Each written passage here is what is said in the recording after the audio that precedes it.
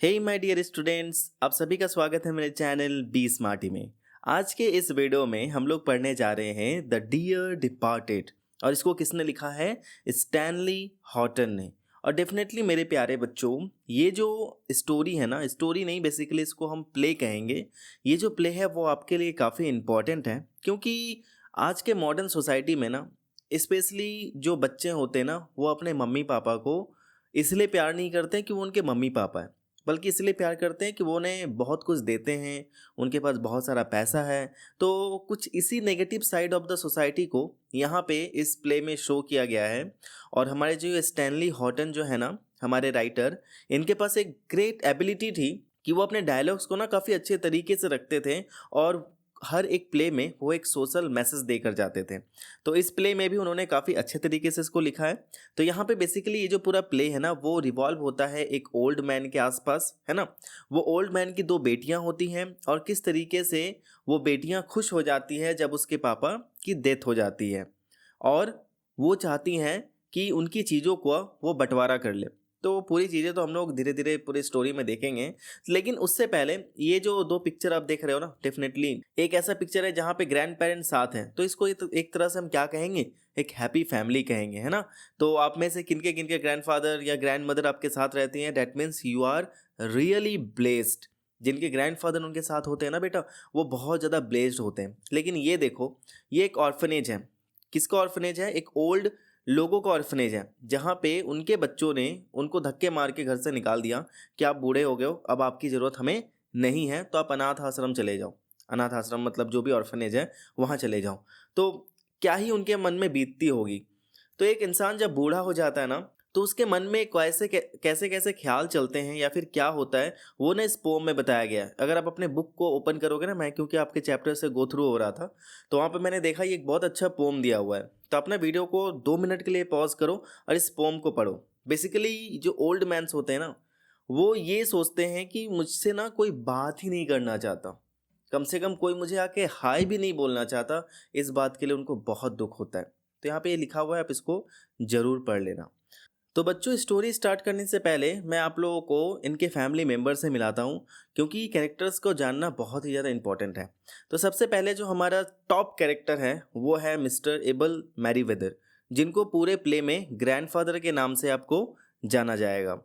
उसके बाद है इनकी दो बेटियां होती हैं। एक का नाम होता है एमेलिया स्लेटर, जिसको मिसेस स्लेटर कहेंगे, और दूसरी बेटी का नाम है एलिजाबेथ जॉर्डन, जिसको मिसेस जॉर्डन कहेंगे। अब एमेलिया स्लेटर के हस्बैंड का नाम है हेनरी स्लेटर, जिसको मिस्टर स्लेटर कहेंगे, और एलिजाबेथ जॉर्डन के हस्बैंड का नाम है बेन जॉर्डन, जिसको मिस्टर जॉर्डन कहेंगे। अभी थोड़ी देर पहले हेनरी स्लेटर की जो मुस्टाच है ना, वो यहीं पे छूट गई थी, तो मुझे ये पिक्चर मिल नहीं रहा था, तो मैंने उसको खुद से ड्रॉ कर लिया है। अब इन दोनों के ना एक बेटी होती है, हेनरी स्लेटर और एमेलिया स्लेटर की, जिसका नाम होता है विक्टोरिया स्लेटर। और इसका कैरेक्टर बहुत ही ज़्यादा इंपॉर्टेंट है, ध्यान रखना, ठीक है। अब मैं थोड़ा थोड़ा बताते हुए चलता हूँ। ये जो है ना, हमारे ओल्ड मैन ग्रैंडफादर, ये मस्त मिजाज वाले इंसान हैं। ये पब में जाते हैं, ड्रिंक करते हैं, मज़े से एकदम अपने बुढ़ापा को एंजॉय कर रहे हैं। इनकी जो दोनों बेटियां हैं ना, ये एमेलिया एंड एलिजाबेथ, ये एक नंबर की लालची है। क्यों ऐसा मैं बोल रहा हूँ? क्योंकि ये वेट करते रहते हैं कि कब इनके पिताजी की डेथ हो जाए, और जब डेथ हो जाएगी तो इनकी जो प्रॉपर्टी है ना, उस प्रॉपर्टी को ये क्या करेंगे, आपस में बांट लेंगे। तो एक दिन जब पता चलता है कि इनके पिताजी की डेथ हो जाती है, तो ये तो इसके साथ, एमिलिया के साथ तो एबल मैरीवेदर रहते ही है। तो यहाँ पे एलिजाबेथ जो है वहाँ आती है, और वो पूछने लगती है कि इसमें ये क्या है, वो कहाँ है, मुझे बताओ, मुझे भी लेना है ना। तो ऐसी चीज़ें मैं अभी सारी चीज़ें नहीं बताऊंगा, मज़ा नहीं आएगा। नेक्स्ट, इनके जो हस्बैंड है ना, ये दोनों दोनों के दोनों एकदम एक तरह से बोलो तो कठपुतली है ना। क्यों? क्योंकि जो इनकी वाइफ बोलती हैं वही ये करते हैं, खुद का दिमाग तो इनको लगाना नहीं है। ये अगर झगड़ने लगें तो भाई ये भी झगड़ने लगते हैं। तो ऐसा, प्यारे बच्चों, मीन्स बॉयज़, थोड़ा ध्यान से समझो, है ना मैं क्या बोलना चाह रहा हूँ, ऐसा नहीं बनना है, ठीक है। नेक्स्ट है ये विक्टोरिया स्लेटर। विक्टोरिया स्लेटर बेचारी बहुत ही इनोसेंट सी बच्ची है ना। और केवल यही एक लड़की है जो अपने ग्रैंडफादर से रियली प्यार करती है, बहुत ज़्यादा प्यार करती है, और उनके मर जाने पे इस पे इफ़ेक्ट भी पड़ता है। साथ साथ में जब वो वापस आ जाते हैं तो उनको देखकर यही वो एक अकेला मेंबर होती है जो उसको देखकर खुश हो जाती है। अब हम लोग चलते हैं इस पूरे पोम के थीम के ऊपर, है ना। थीम क्योंकि बहुत इंपॉर्टेंट है। जैसा मैंने बताया था कि ये जो पूरा प्ले है ना, वो मॉडर्न सोसाइटी के ऊपर एक सटायर बनाया गया है कि किस तरीके से आजकल के जो बच्चे हैं वो अपने पेरेंट्स के प्रति जो रियल लव है वो उसको दिखाते नहीं हैं। भले ही इस पोम का टाइटल जो है वो डियर डिपार्टेड रखा गया है, मतलब सुनने में कितना अच्छा लग रहा है ना कि वो प्यारे जो चल बसे, है ना। लेकिन यहाँ पे इमोशनल जरूर दिख रहा है लेकिन इमोशनल है नहीं। लास्ट में जाके हमें पता चलता है कि ये तो एक मॉकरी है। ठीक है, कैसे मॉकरी है? जो किसके रिलेशनशिप के बारे में बताया गया है, फादर एंड डॉटर्स के बीच में जो रिलेशनशिप होना चाहिए उसके ऊपर एक मॉकरी है। किस तरीके से जो बेटियां हैं वो अपने पापा के मरने का वेट करती है, उसके जायदाद को लेने का वेट करती है। दोनों जो डॉटर हैं उनके जो हस्बैंड हैं वो क्या करते रहते हैं, मिस्टर एबल के मरने का वेट करते हैं। वो आपस में एक दूसरे से लड़ने लगते हैं। किस चीज़ के लिए भाई? उनके फादर की बिलोंगिंग्स के लिए। लेकिन वो जो मैन होता है, वो ओल्ड मैन, वो एक्चुअली डीप स्लीप में था, मीन्स गहरी नींद में सो रहा था। इन लोगों को लगा कि वो मर गया है। ठीक है, और जब वो उठ के देखता है तो उसे क्या पता चलता है कि उनकी दोनों बेटियां जो हैं वो उसके पैसे के लिए लड़ रही है। तो लास्ट में जाकर वो एकदम खतरनाक से शौक देता है अपनी दोनों बेटियों को। और वो 3 चीज़ें हैं जो वो चेंज करना चाहता है। वो 3 चीज़ें क्या हैं वो इस प्ले में हम लोग आगे जाकर देखेंगे। तो आओ चलो अब हम लोग चलते हैं समरी के ऊपर। तो जैसे मैंने बताया था कि ये जो प्ले है वो एक प्रकार से एक ट्रिब्यूट है जो ओल्ड पीपल को दिया जा रहा है, जिनको नेग्लेक्ट किया जाता है उनके ही हाउस होल्ड में, जस्ट बिकॉज ऑफ कि लोगों को उनके प्रॉपर्टी से बहुत ज़्यादा प्यार होता है, उनसे प्यार नहीं होता। इसीलिए इस प्ले में हमें यही समझाया गया है कि हमें रिश्तों का इज्जत करना चाहिए, ना कि पैसों का। तो प्ले स्टार्ट होता है फर्स्ट सीन से, जहाँ पे एक टेबल दिखाई देता है और मिसेस स्लेटर यानी अमेलिया स्लेटर मॉर्निंग ड्रेस में होती है। मॉर्निंग का मतलब यहाँ पे हो जाएगा शोक वाला ड्रेस, यानी जब कोई मर जाता है तो उस समय हम क्या करते हैं, वाइट ड्रेस पहनते हैं ना। तो मिसेस स्लेटर जो है वो वाइट ड्रेस पहनकर वहाँ पर हमें इस सीन में दिखती है। वो अपने बच्ची को बोलती है, विक्टोरिया को, कि जाओ तुम भी सफ़ेद कपड़े पहन के आओ, ये इस तरह से कलरफुल क्लॉथ्स पहन के मत घूमो, कोई देखेगा तो क्या बोलेगा, तुम्हारे ग्रैंडफादर की डेथ हो गई है ना। तब हमें पता चलता है कि इस प्ले में ग्रैंडफादर की क्या होती है, डेथ हो जाती है। अब ये सब मिलके ना मिस्टर एबल की जो सेकेंड डॉटर है एलिजाबेथ और उसके हस्बैंड, इन दोनों का वेट कर रहे थे। अब विक्टोरिया को ना बड़ा सरप्राइज होता है कि इतने दिनों से जो अंकल है और आंट है वो तो आए नहीं थे, तो मम्मा आज वो लोग क्यों आ रहे हैं? तो उसको बताया जाता है कि देखो तुम्हारे ग्रैंडफादर की डेथ हो गई है ना, तो उसी के बारे में बात करने के लिए तुम्हारी आंट एंड तुम्हारे अंकल जो है वो यहाँ पे आ रहे हैं। फिर हमें दिखाई देता है कि मिस्टर स्लेटर जो है वो सीन में आता है, लेकिन तब तक विक्टोरिया जो है वो मॉर्निंग ड्रेस पहनने के लिए निकल जाती है। और यहाँ पे हेनरी स्लेटर और एमेलिया स्लेटर दोनों के दोनों वाइट क्लॉथ्स में हमें इस सीन में दिखाई देते हैं। फिर हेनरी स्लेटर ये एक्सप्रेस करता है कि उसे लगता है कि मिसेस एलिजाबेथ और उसका हस्बैंड नहीं आएगा, और ऐसा इसलिए क्योंकि कुछ समय पहले एलिजाबेथ और उसकी वाइफ एमेलिया के बीच में काफ़ी भयंकर वाली लड़ाई हुई थी। और उस समय एलिजाबेथ ने यह कसम खाया था कि मैं इस घर में कभी दोबारा कदम नहीं रखूंगी। लेकिन इस पर मिसेस स्लेटर कहती है कि नहीं, ऐसी बात नहीं है, वो ज़रूर आएगी। अब उसके बाद मिसेस स्लेटर कहती है अपने हस्बैंड को कि देखो ग्रैंडफादर की चीज़ें ना, छोटी मोटी चीज़ें ऐसी पड़ी हुई अच्छी नहीं लगती।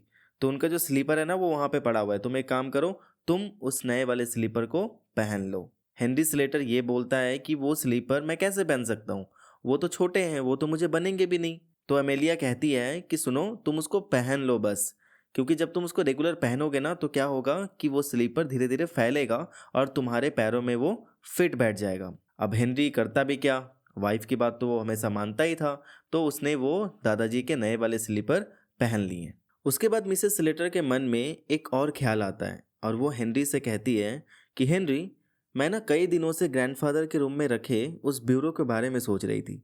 तुम्हें पता है, मैं हमेशा यह चाहती थी कि उनके डेथ के बाद मैं उसे ले लूँ, तुम ऊपर से उसे यहाँ ले आओ ना। इस बात पर हेनरी उसे कहता है कि तुम्हारी सिस्टर की नज़रें भी तो उस ब्यूरो पर होगी, तो अच्छा होगा कि तुम दोनों खुद बात करके उसे डिवाइड कर लो। तो इस बात पर वो कहती है कि एलिजाबेथ ने उसे देखा भी नहीं है जब से ग्रैंडफादर ने इसे परचेज किया है, तुम ज़्यादा बातें ना करो और उसे यहाँ ले आओ ताकि मैं उसे क्लेम कर पाऊँ। अब हेनरी कहता है कि क्या हो अगर इसी बीच एलिजाबेथ आ जाए तो? तब एमेलिया कहती है कि मैं फ्रंट डोर को लगा देती हूँ और ऊपर जाकर रास्ते से चेयर्स को भी हटा देती हूँ, ठीक है। और इतना बोलते ही वो ऊपर जाने लगती है और हेनरी भी अपना कोट उतारता है। तब तक विक्टोरिया वहाँ पर वाइट फ्रॉक पहनकर पहुँच जाती है और वो अपनी मम्मी से रिक्वेस्ट करती है कि मम्मा, मेरा जो फ्रॉक है ना उसको पीछे से थोड़ा सा टाइट कर दो ना। तो इस बात पर मिसेस स्लेटर कहती है कि मैं अभी बहुत बिजी हूँ, तुम अपने पापा से कहो। फिर उसके फादर उसका फ्रॉक टाइट कर देते हैं। तब विक्टोरिया उससे पूछती है कि पापा, आपने अपना कोट क्यों उतारा है? इस पर हेनरी कहता है कि हम ग्रैंडफादर के ब्यूरो को यहाँ लाने जा रहे हैं ना, इसीलिए। तब उस बच्ची ने जो पूछा उससे ये पता चलता है कि वो कितना मेच्योर थी। भले ही वो छोटी सी बच्ची थी, लेकिन वो कितना मेच्योर थी। उसने अपने पापा से पूछा कि क्या हम लोग आंट एलिजाबेथ के आने से पहले दादाजी के उस ब्यूरो को चुरा रहे हैं? इस क्वेश्चन को सुनकर हेनरी शॉक्ड हो जाता है और उसे मनाने के लिए कहता है कि अरे नहीं नहीं बेटा, ग्रैंडफादर ने मरने से पहले ही तुम्हारी मम्मा को ये दे दिया था। कब? आज सुबह? विक्टोरिया शॉक्ड होकर पूछती है। तो हेनरी कहता है हाँ। तो इस पर विक्टोरिया फिर कहती है पर आज सुबह तो ग्रैंडफादर पिए हुए थे। हेनरी उसे डांटते हुए कहता है कि तुम्हें ऐसा नहीं बोलना चाहिए। तभी मिसेस स्लेटर ग्रैंडफादर के रूम से एक हैंडसम सा क्लॉक लेकर वहाँ पे आती है, क्योंकि कई दिनों से उसकी नज़र उस क्लॉक पर भी थी। जैसे ही विक्टोरिया उसे देखती है वो चिल्ला उठती है कि अरे, ये क्लॉक तो ग्रैंडफादर की है। मिसेस स्लेटर उसे डांटते हुए कहती है कि चुप करो, अब ये हमारा है, और खबरदार अगर आंट एलिजाबेथ के सामने एक शब्द भी निकाला तो। हेनरी, मेरे साथ चलो, उस ब्यूरो को नीचे लाना है। विक्टोरिया मन ही मन कहती है कि मुझे लगता है कि हमने उस ब्यूरो को चुराया है। यह हमें उसकी इनोसेंस को दिखाता है कि वो कितनी इनोसेंट बच्ची थी। थोड़ी देर में फ्रंट गेट पर नॉकिंग होती है और मिसेस स्लेटर विक्टोरिया से कहती है कि देखो जरा, कौन है दरवाजे पर? तुम्हारी आंट है क्या? विक्टोरिया विंडो से झांक कर देख कर बताती है कि हाँ, वही है। जब तक ये लोग उस भारी ब्यूरो को नीचे लेकर आते हैं तब तक विक्टोरिया को दरवाज़ा खोलने के लिए मना किया जाता है। फाइनली जब सब हो जाता है तब मिसेस स्लेटर विक्टोरिया से कहती है कि तुम दरवाज़ा खोलो और हेनरी, तुम अपना कोट पहनो, और अपने बालों को स्ट्रेट करते हुए पूछती है कि बताओ तो, मैं अच्छी लग रही हूँ ना? जैसे ही दरवाज़ा खुलता है हमें ये दिखता है कि mister and Mrs Jordan black morning dress में एंटर करते हैं। अब दोनों सिस्टर्स ने अपने अपने मॉर्निंग ड्रेस को लेकर डिससेटिस्फैक्शन जताया कि वो कितने नाखुश हैं कि इतने कम समय में उनको एक मॉर्निंग ड्रेस जो बनाना पड़ा था। मतलब इस वक्त भी उन्हें अच्छा वाला ड्रेस पहनना था ताकि वो एक दूसरे को आउटशाइन कर सके। जब ड्रेसेस की बातें ख़त्म होती हैं तब मिसेस जॉर्डन यानी एलिजाबेथ मिसेस स्लेटर से पूछती है कि डॉक्टर ने क्या कहा। तो इस पर वो कहती है कि मैंने हेनरी को डॉक्टर पिंगले के पास भेजा था, पर वो आउट ऑफ द टाउन थे। तो बेन जॉर्डन ने पूछा कि तुमने फिर किसी दूसरे डॉक्टर को क्यों नहीं बुलाया? इसी समय मिसेस जॉर्डन कहती है it was a fatal mistake. तो मिसेस स्लेटर कहती है कि डॉक्टर पिंगले ही उनका ट्रीटमेंट करते थे ना। जब ग्रैंडफादर जिंदा थे तो डॉक्टर पिंगले ही उनका ट्रीटमेंट करते थे, तो जब उनकी डेथ हुई तो उन्हें ही यहाँ पे अटेंड करना चाहिए था ना। फिर बातें आगे बढ़ती है और मिसेस स्लेटर सबको ये बताती है कि आज सुबह ग्रैंडफादर ने थोड़ी पी रखी थी और उसके बाद वो अपने इंश्योरेंस पॉलिसी का प्रीमियम भरने भी गए थे। तब बेन कहता है कि चलो, एक चीज़ तो उन्होंने अच्छा किया। बेन की इस लाइन को ज़रा याद रखना जो उसने कहा। इसी बात पर सब ग्रैंडफादर की काफ़ी तारीफ करते हैं। स्लेटर आगे बताती है कि मुझे लगता है उसके बाद वो रिंगो बेल भी गए होंगे, और वहाँ से आने के बाद मैंने उनसे डिनर के बारे में पूछा तो उन्होंने मना कर दिया और सोने चले गए। अब इतना होने के बाद मिसेस स्लेटर सबसे पूछती है कि क्या हम लोग उनको देखने चलें या पहले चाय पी लें? तो मिसेस जॉर्डन कहती है कि जब केटल रेडी ही है तो पहले चाय ही पी लेते हैं। चाय पीते पीते हेनरी को याद आता है कि ग्रैंडफादर के डेथ का अनाउंसमेंट न्यूज़पेपर में कैसे दिया जाए। सब आपस में डिस्कस करने लगते हैं कि क्या और कैसे कहाँ लिखा जाए। तब मिसेस जॉर्डन कहती है कि हमें ना एक लंबी पोइट्री लिखवानी चाहिए ताकि हम ये शो कर सकें कि हम ग्रैंडफादर से कितना प्यार करते हैं और उनमें कितनी अच्छाइयाँ भी थी। इस बात पर मिसेस स्लेटर उसे टोकते हुए कहती है कि लंबी पोइट्री मीन्स बहुत सारा पैसा, तो इतना पैसा क्यों खर्च करना? तब मिसेस जॉर्डन इस बात को टालते हुए कहती है कि अच्छा ठीक है, हम लोग बाद में देखेंगे, पहले एक काम करते हैं, ग्रैंडफादर के छोटे मोटे चीज़ों का एक लिस्ट बना लेते हैं कि कैसे किसको क्या डिवाइड करना है। इस पर हेनरी कहता है कि नहीं, उनके रूम में कोई भी एक्सपेंसिव फर्नीचर नहीं है। तभी मिसेस जॉर्डन बोलती है कि अरे, ग्रैंडफादर के गोल्ड वॉच का क्या हुआ? उन्होंने तो उसे हमारे बेटे जिमी को देने का वादा किया था। इस बात पर मिसेस स्लेटर को बिलीव ही नहीं होता। बेन कहता है कि अरे कोई बात नहीं, ग्रैंडफादर के इंश्योरेंस का पैसा तो है ना। अच्छा, क्या तुमने उनके प्रीमियम का रिसिप्ट देखा जो आज सुबह उन्होंने पे किया था? बेन पूछता है मिसेस स्लेटर से। तो dear students, now you can see how greedy they all are becoming.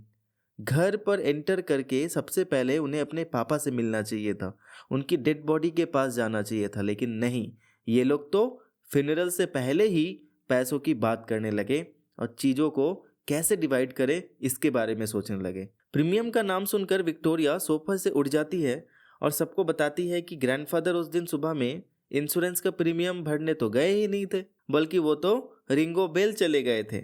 अब रिंगो बेल क्या है भैया? रिंगो बेल एक पब है जिसको मिसेस शॉरोक चला रही थी, क्योंकि उसके हस्बैंड जॉन शॉरोक की डेथ हो गई थी। जैसे ही सबको पता चलता है कि ग्रैंडफादर ने इंश्योरेंस का प्रीमियम तो भरा ही नहीं, अब उन्हें पैसे मिलेंगे ही नहीं, तो बेन उन्हें ड्रंकन ओल्ड बेगर कहकर पुकारता है और बाकी सब भी उन्हें बुरा भला कहने लगते हैं। तभी मिसेस स्लेटर विक्टोरिया से कहती है कि तुम ग्रैंडफादर के रूम में जाओ और जाकर ग्रैंडपा के ड्रेसिंग टेबल पर रखे चाबियों के गुच्छे को लेकर आओ। विक्टोरिया बेचारी डरी हुई थी और अपनी मम्मा के डांट लगाने से वो ऊपर जाती है और काफ़ी डरी हुई नीचे की ओर भागते हुए आती है और सबको ये बताती है कि ग्रैंडपा हिल रहे हैं और उठकर इधर ही आ रहे हैं। यह सुनकर सब चौंक जाते हैं, उसकी बात पर किसी को भरोसा भी नहीं होता। तभी सबने देखा कि ग्रैंडफादर यानी मिस्टर एबल मैरीवेदर सीढ़ियों से नीचे की ओर आ रहे हैं। उनको अलाइव देखकर सब हैरान और परेशान हो गए और ग्रैंडफादर को यह देखकर काफ़ी शौक लगा कि बेन और एलिजाबेथ वहाँ आखिर कर क्या रहे थे और सब मॉर्निंग ड्रेस में क्यों हैं। वो बताते हैं कि उनको स्लाइट हेडेक हो रही थी और उन्हें यह देखकर दुख होता है कि उनको जिंदा देखकर किसी के भी चेहरे पर खुशी नहीं थी एक्सेप्ट विक्टोरिया। वो काफ़ी खुश थी कि ग्रैंडपा जिंदा है और वो उनके पास आकर टेबल पर बैठ भी जाती है। ग्रैंडफादर को याद आता है कि उनके पैरों में उनके स्लीपर्स नहीं हैं। फिर हेनरी अपने स्लीपर्स को खोलने लगता है तो ग्रैंडफादर की नज़र उस पर चली जाती है। अब ग्रैंडफादर ने जैसे ही हेनरी के पैरों में अपनी स्लीपर्स देखी, उन्होंने तुरंत उसे टोका कि तुम मेरे स्लीपर्स के साथ क्या कर रहे हो भाई। फिर वो ये पूछते हैं कि बेन और एलिजाबेथ मॉर्निंग ड्रेस में क्यों हैं। इस पर उन लोगों को एक छोटा सा कहानी भी बनाना पड़ता है, बहुत घुमा फिरा के बातें यहाँ पे होती हैं, उतना लंबा मैंने यहाँ पे नहीं लिखा है। सडनली उनको याद आता है कि अमेलिया और हेनरी उनके रूम में आए थे और वो गुस्सा होकर दोनों से पूछते हैं कि मेरे बेडरूम से मेरा ब्यूरो शिफ्ट करने से तुम दोनों का क्या मतलब है। अब सब हक्का बक्का बंद कि ये क्या बोल रहा है भाई, ये ग्रैंडफादर क्या बोलने लग रहे हैं। जब ग्रैंडफादर सो रहे थे ना, तब उन्होंने लगता है इनकी बातें सुन ली थी जब ये ब्यूरो को शिफ्ट करने की बात कर रहे थे। तो अब मिसेस जॉर्डन यहाँ बिल्कुल पीछे नहीं हटती, वो तुरंत एक्शन में आती और कहती है कि कहीं आप इस ब्यूरो की तो बात नहीं कर रहे हैं ना। ग्रैंडफादर अपनी ब्यूरो और क्लॉक को वहाँ देखकर काफ़ी गुस्सा हो जाते हैं कि मेरा ब्यूरो और क्लॉक यहाँ कर क्या रहा है और इस घर में ये चल क्या रहा है, कोई बताएगा मुझे। तभी मिसेस जॉर्डन यानी एलिजाबेथ कहती है कि मैं बताती हूँ इस घर में क्या चल रहा है। अमेलिया ने आपका ब्यूरो और क्लॉक आपके रूम से चुरा लिया है। इस बात पर मिसेस स्लेटर काफ़ी भड़क जाती है और दोनों में झगड़ा शुरू हो जाता है। इवन कि दोनों के हस्बैंड भी अपने अपनी वाइफ को सपोर्ट कर रहे होते हैं। इस चीज़ को देखकर मैरीवेदर को काफ़ी चोट पहुंचती है कि उसकी बेटियां उसके चीज़ों को लेकर लड़ रही हैं। तब ग्रैंडफादर ये बताते हैं कि मैंने एक विल बनाया है, लेकिन तुम लोगों की हरकतों को देखकर लगता है कि ये सही नहीं है। इस पर सब पूछने लगते हैं कि अगर आपने विल बनाया है तो उसे रखा कहाँ है। तो ग्रैंडफादर कहते हैं कि ब्यूरो के लॉकर में, बट उसका कोई फ़ायदा नहीं है। अब मैं उसे डिस्ट्रॉय करके एक दूसरा विल बनाने की सोच रहा हूँ। वो ये बताते हैं कि अब नए विल में मैं यह लिखूँगा कि मेरी सारी प्रॉपर्टी और चीज़ें उसी को मिलेगी जिसके पास मैं रहता हुआ मरूंगा, यानी मेरी आखिरी सांस जिसके साथ चलेगी उसी के पास मेरा सारा प्रॉपर्टी और मेरा सारा सामान जाएगा। तब मिसेस जॉर्डन पूछती है कि फादर, तो आप किसके साथ रहना चाहते हैं अब से? अब इस बात पर फिर से दोनों सिस्टर लगने लगती है कि ग्रैंडफादर को कौन रखेगा। अमेलिया बोलती है कि मैं रखूंगी और एलिजाबेथ बोलती है कि मैं रखूंगी। दोनों रीजंस देने लगती है कि क्यों ग्रैंडफादर को रखना चाहिए। आप तो समझ ही रहे होंगे कि आखिर इन दोनों ने ग्रैंडफादर को रखने का विचार क्यों बनाया। फिर ग्रैंडफादर कहते हैं कि तुम लोग लड़ो मत, मैं तुम दोनों में से किसी के साथ भी नहीं रहूंगा। तब बेन कहता है, ओ दादाजी क्या आप भी बात करो, किसी के साथ तो आपको रहना ही पड़ेगा। तब ग्रैंडफादर कहते हैं कि मुझे पता चल गया था कि मैं तुम दोनों के ऊपर एक बर्डन बन गया हूँ, इसीलिए मंडे को मैं 3 बड़ी चीज़ें करने जा रहा हूँ। अब यहाँ पे बच्चों ये याद रखना कि वो 3 बड़ी चीज़ें क्या है, आपसे 110% क्वेश्चन पूछा जाएगा। पहला, मैं लॉयर के पास जाऊंगा और अपना विल चेंज करूंगा। दूसरा, इंश्योरेंस ऑफिस जाऊंगा और अपना प्रीमियम भरूंगा। तीसरा, सेंट फिलिप चर्च में 12 बजे जॉन शॉरोक की विडो मिसेस शॉरोक से शादी करूंगा और अब से मैं उसी के साथ रहूंगा। और हाँ हेनरी, तुमने बहुत अच्छा काम किया है इस ब्यूरो को नीचे लाकर, क्योंकि वहाँ ले जाने में तुम्हें थोड़ी सी आसानी तो ज़रूर होगी। और यही होता है इस पूरे प्ले का एंड। इसके बाद कुछ यहाँ पे कैरेक्टर्स हैं जो प्यारे बच्चों मैंने दे रखे हैं, आप इसको वीडियो पॉज करके देख लो, क्योंकि जब स्टोरी मैंने बता दिया तो डेफिनेटली ये कैरेक्टर्स आपके लिए बहुत इंपॉर्टेंट है। सारे कैरेक्टर्स को अपना अच्छे से एक बार देख लो।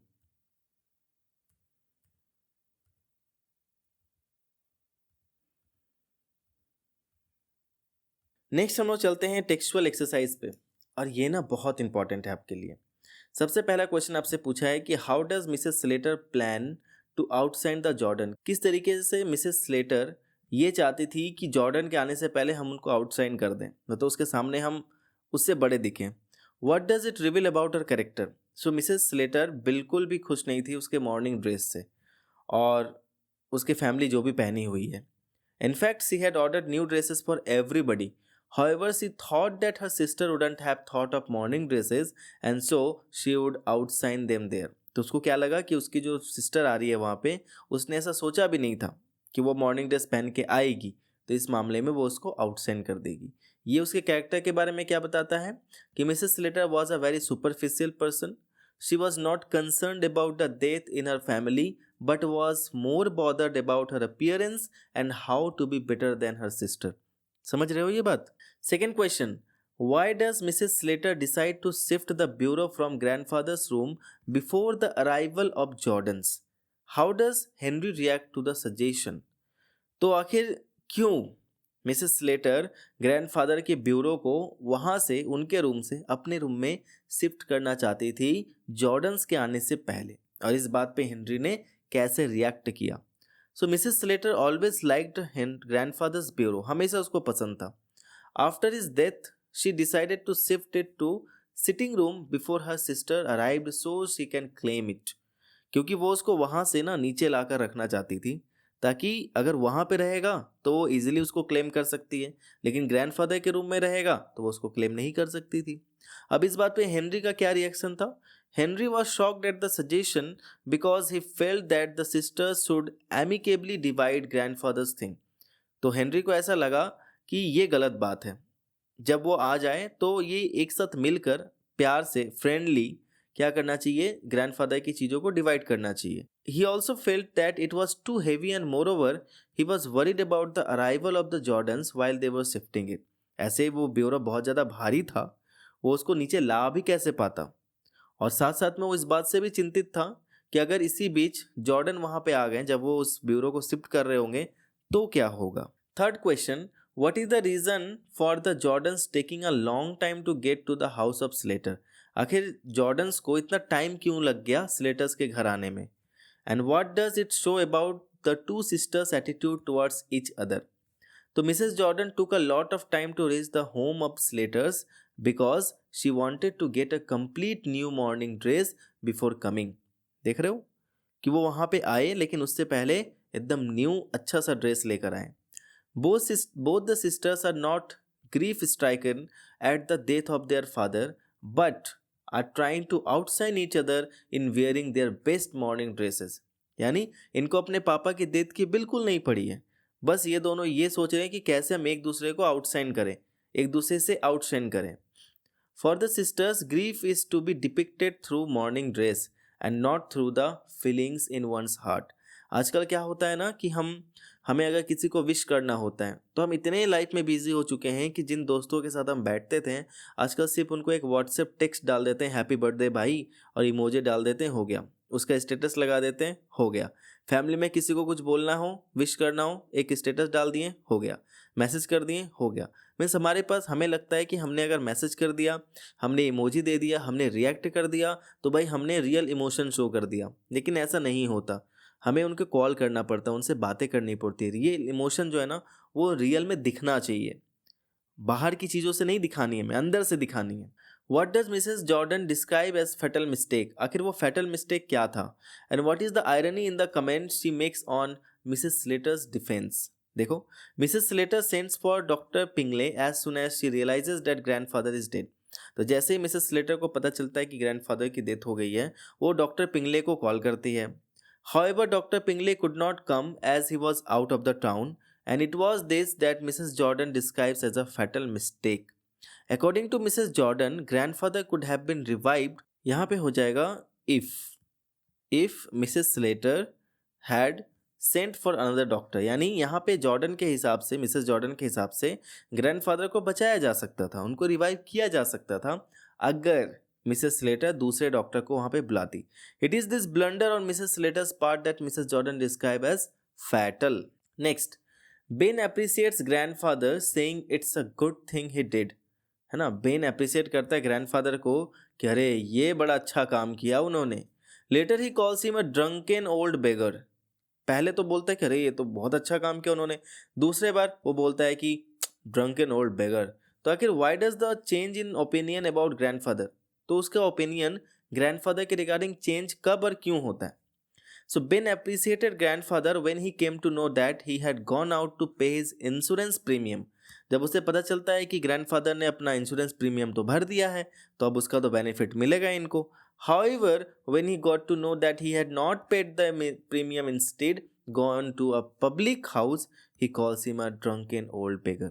लेकिन जैसे उसे पता चलता है कि ग्रैंडफादर ने इंश्योरेंस का प्रीमियम तो नहीं भरा, उसके जगह पे वो चले गए थे शराब पीने के लिए पब में, तब वो उसको कहते हैं ड्रंकन ओल्ड बेगर.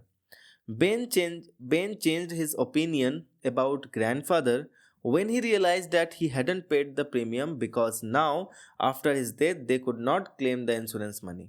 अब उन्होंने प्रीमियम भरा ही नहीं है तो पैसे मिलेंगे कहाँ से? Next, what change does grandfather make in his new will and what effect does it have on his daughters? आखिर ग्रैंडफादर ने अपने विल में, उस वसीयतनामा में कौन कौन से चेंजेस करें या करने की बात कर रहे हैं वो, आखिर इसका इम्पैक्ट क्या पड़ा डॉक्टर पे? So grandfather decided that in his new will he would leave all his money and things to the person he would be living with when he died. यानी उस विल में क्या होगा कि जिनके पास वो मरेंगे, यानी जिसके साथ उनकी आखिरी सांसें चलेगी, उसको ही वो सारी प्रॉपर्टी एंड पैसे मिलेंगे. This led to another spat between the daughters. मैंने बताया ना, अब इस बात पे दोनों डॉटर्स के बीच में झगड़ा स्टार्ट हो गया कि ग्रैंडफादर को रखेगा कौन. इसलिए नहीं कि उनकी अच्छी सेवा करे, इसलिए ताकि जब वो मर जाएं तो उसका पैसा किसे मिलेगा. Since both of them were very keen to get his money and things, they wanted that he should stay with them. What are the 3 things that grandfather plans to do on Monday next? This is a very, very important question. तो वो 3 चीज़ें क्या थी? सबसे पहले the first was to go to a lawyer and change his will. The second was to pay his insurance premium. And finally the third was to go to St. Philip's Church and get married with the widow of John Shorrocks. Okay? Now there are some questions that you have to answer in detail. The first question, bring out the irony in the title of the play. आखिर जो title है क्या है? The Dear Departed. आखिर ये जो title है ना, इस टाइटल में कौन सी आयरनी यहाँ पे दिखाई गई है? आयरनी का मतलब क्या होता है कि सोचो कुछ होगा कुछ, उल्टा, है ना, जो बोल रहे हैं उसका उल्टा. द डियर डिपार्टेड, यहाँ पे जो वर्ड डियर वर्ड यूज़ किया गया है ना, यहाँ पे वो डियर होते ही नहीं है बेसिकली, ठीक है। देखते हैं क्या आंसर में लिखा हुआ है। The title of the play dear departed is ironical. In the beginning of the play we come to know that grandfather Mr Abel has departed from this world. He is not dear to his daughters though they pretended that he is dear to both of them. वो लोग दिखाते हैं लेकिन किसी के भी वो dear नहीं होते। They are eager to divide his belongings between them. Even Mrs. Slater, with whom he has been living, fetches his clock and bureau from his room where he is lying dead. Even they can't wait for the last rites of his burial. यानी last में उनको दफनाना है, सारे rituals करने हैं, उनके लिए भी कोई वेट नहीं करता और अभी ही बातें स्टार्ट कि किसको क्या मिलनी है, कैसे क्या करना है। Even their husbands Ben and Henry do not love grandfather. So no one is grieved at his departure, and in this way we can say that the title of his play, Dear Departed, is an ironical statement of dying love and absence of filial obligations. Next question. How does the spat between his daughter lead to grandfather discovering the truth? यानी last में जो ये लोग दोनों लड़ने लगते हैं ना, किस तरीके से उनका जो क्वारल है वो ग्रैंडफादर को ये दिखा देता है कि आखिर सच्चाई क्या है। So Mr. Abel Merriweather recognizes his bureau and wants to know the reason for his shifting. तो जैसे ही वो अपने ब्यूरो को वहाँ पे देखते हैं तो उनको पता चल जाता है कि ये तो मेरा ब्यूरो है, ये यहाँ पे क्या कर रहा है, और वो उसका कारण पूछते हैं कि यहाँ पे क्यों है। Mrs. Slater had already told her sister that the bureau belonged to them. अब सबके पहले ही उसने बता दिया क्योंकि उसे तो पता ही नहीं था कि ग्रैंडफादर फिर से जिंदा हो जाएंगे और वो सच बता देंगे। तो इस बात से ना उनको बहुत ज़्यादा बुरा लगता है। This lie is enough to set tongues wagging and tempers escalating. मतलब ये झूठ उनके टेम्पर को बहुत ज़्यादा बढ़ा देता है, लेकिन वो काम रहते हैं। Mrs Jordan accuses her sister of stealing her father's thing, thinking him to be dead, and this is when Abel discovers that they had gathered there for the official mourning of his death. Next question. Compare and contrast Henry's character with that of his wife. यानी Henry का character कैसा था उसकी wife के comparison में। Support your answer with evidence from the play. Henry is timid and honest by nature, okay, soft at heart, he tends to get bullied by his dominating wife. वो कई बार ना दिखाता है, मतलब हमें देखने को मिलता है कि उसको बुली किया जाता है अपने वाइफ के द्वारा, क्योंकि उसकी वाइफ बहुत ज़्यादा डोमिनेटिंग है, वो जो बोलती है उसे वही करना पड़ता है। Initially he protest against stealing the grandfather slippers and bureau, but when Mrs. Slater forces him, he gets carried away. मतलब लास्ट में उसे वो करना पड़ता है। He is a worried looking man who believed what his wife says and ends up supporting her. वो बहुत ज़्यादा worried looking man है, चिंतित दिखता है, लेकिन जो उसकी वाइफ कहती है उस पर बिलीव भी करता है और लास्ट में उसको सपोर्ट भी करता है। Mrs. Slater by contrast in vain, pretentious and greedy. तो मिसेस स्लेटर कैसी थी उसके कंपैरिजन में? दिखावा करने वाली और ग्रीडी भी, लालची भी, और साथ साथ में डोमिनेटिंग भी। She makes the plans and he executes them with his wives help of course. यानी वो प्लान बनाती थी और साथ साथ में उसको एग्जीक्यूट करने में कौन मदद करता था? उसका हस्बैंड। नेक्स्ट, ये एक इंपॉर्टेंट क्वेश्चन है। Bring out the traits in Mrs Slater's personality coating evidence from the play. Mrs Slater का मतलब यहाँ होगा एमेलिया, ठीक है, एमेलिया स्लेटर। तो आखिर एमेलिया स्लेटर के बारे में आपको बताना है ट्रेट्स। तो ग्रीडी वो कब दिखाती है? जब वो ग्रैंडफादर की ब्यूरो को वहाँ से, और ब्यूरो और क्लॉक दोनों को उनके रूम से ले जाती है जब उसकी सिस्टर वहाँ आई भी नहीं होती है, ताकि वे लोग उसको क्लेम ना कर सके और ये उसको क्लेम कर ले। ये ओवर पावरिंग है, डोमिनेटिंग है। ये कब दिखता है? एविडेंस क्या है इसका? कि सी made her husband shift the bureau in spite of his reluctance. मतलब वो मना कर रहा होता है फिर भी उसे वो ब्यूरो वहाँ से वो शिफ्ट करवाती है। सेकेंड, वो स्लीपर्स नहीं पहनना चाहता फिर भी उसे स्लीपर्स पहनाती है। ब्लंट एंड स्ट्रेट टॉकिंग, इसका क्या एग्जाम्पल है? She told everybody that her father had been a little drunk that morning. यानी आज सुबह उसके पिताजी थोड़ा सा पी रखे थे, लेकिन ऐसा नहीं था। इम्पोलाइट कैसी थी? She misbehaved with her sister when she accused her of robbing grandfather of his things in spite of the fact that she was guilty of the same. मतलब उसने वो काम करा था, जैसे ही उस पर ब्लेम आया तो वो और ज़्यादा गुस्सा हो गई। इनसेंसिटिव, ये कब दिखता है? She did not even wait for grandfather's funeral before she started dividing things between them. यानी उससे ग्रैंडफादर के फ्यूनरल का भी वेट ना किया गया और वो चीज़ों को डिस्ट्रीब्यूट करने के लिए तैयार हो गई। And this was the end of the story. आज के लिए बस इतना ही मेरे प्यारे बच्चों। Wish you all the best for your future examinations. Thank you so much for watching this video. मिलता है दूसरे वीडियो में, तब तक के लिए everyone take care, be safe, keep learning and keep watching be smarty.